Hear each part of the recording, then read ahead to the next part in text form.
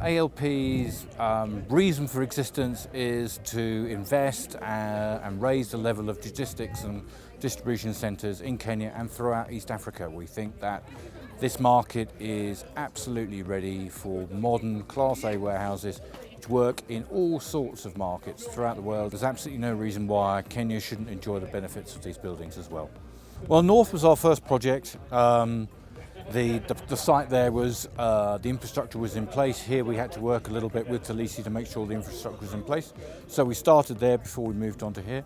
At North, the buildings are physically complete. The development is 100% complete. And we've signed leases on 75% of the space there, and we're already talking to parties about the rest of it. So our emphasis in terms of taking the business forward is now very much trying to duplicate that success here out west. So we expect to invest in at least another $50 million here, depending on what type of buildings we build and for who we build them, but certainly investment of that order. I think what informs our investment decisions in terms of the market in general was that we perceived there to be a big gap between the existing stock of warehouses and the quality of buildings that you see in other markets, like in India or Vietnam or in Europe.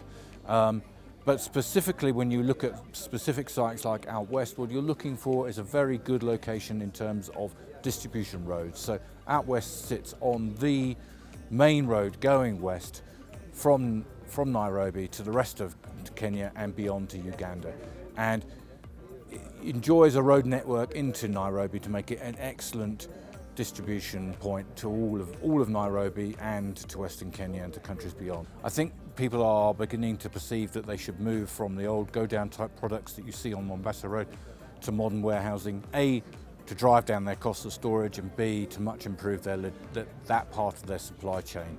So here we've specifically put together a building which goes down for the minimum let is 500 square metres, so a quarter of the size, which we think will be a lot more accessible to a lot more organisations.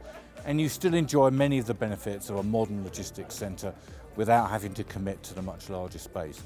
So that's the whole thinking and philosophy behind our first phase here out west. There's a lot of focus on the cost per square metre in warehousing, and I think that's because in the past people have dealt with a generic product where basically all of the buildings are the same and they're the same specifications.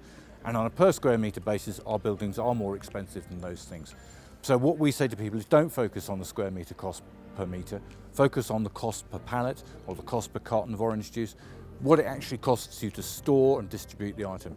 And if you focus on that metric, then our buildings are cheaper than the older stocks, and that's because we achieve much higher storage densities by using the height of the building as well as modern racking and mechanical handling equipment, and that's what drives down the cost of storage. And then you get all the advantage above that of the superior distribution aspects of the building, so that your turnover of stock is A, quicker, and B, more controlled. Well, the value we give to clients is that we are not a standard property developer. We're not interested in just doing a building and selling it 18 months later.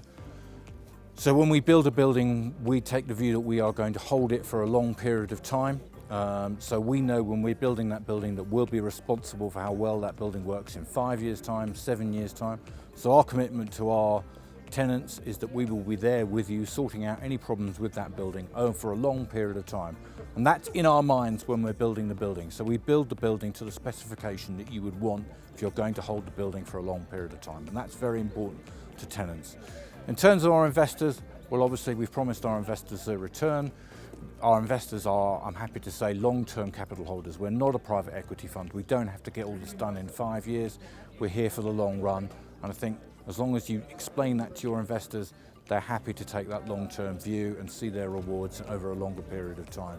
But the important thing is fulfilling the demands of those clients and being a long-term partner for them and not just being a landlord.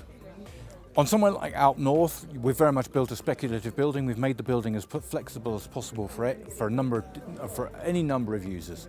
So there you're simply looking to get people to sign long-term leases and then supporting them in that business. We also offer a service to people where we say we'll do build-to-suit buildings. So if somebody has a very specific building that they want to hold for a long time, but they don't want to lock up endless amounts of capital expenditure in that building, we will build that building for them, and then we will lease it back to them over the lifetime of that building so that they can use the money that they would otherwise have put into that building to finance marketing or training or their working stock. Those are things that are more important to drive their business rather than having things tied up. in a building. So that's our build to suit offering.